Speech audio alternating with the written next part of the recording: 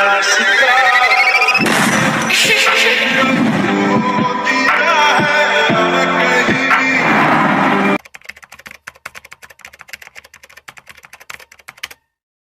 কিভাবে ফেসবুকে follow button add করব? ফলো বাটন এড করার জন্য আমাদের ফার্স্টে ফেসবুক ওপেন করতে হবে। ফেসবুক ওপেন করার পর আমাদের প্রোফাইলে যেতে হবে। প্রোফাইলে যাওয়ার পর যে কাজটি হচ্ছে, আমাদের এখানে ফেসবুকটা যদি লক করা থাকে আনলক করতে হবে।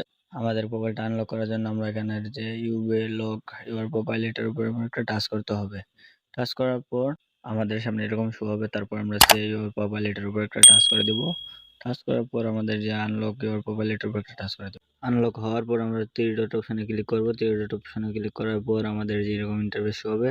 তারপর আমরা এখান থেকে ট্রোন অন প্রফেশনাল মোডে এটার উপর একটা টাচ করে দেবো।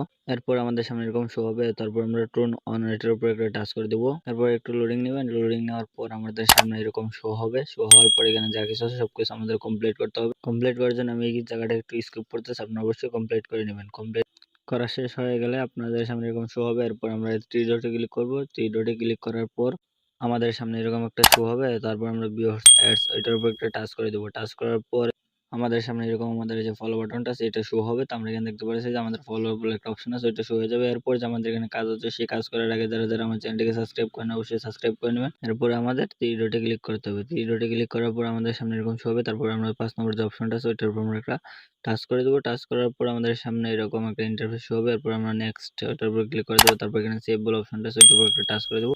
সেভ করার পর এখানে আমাদের সম্পূর্ণ কাজ শেষ।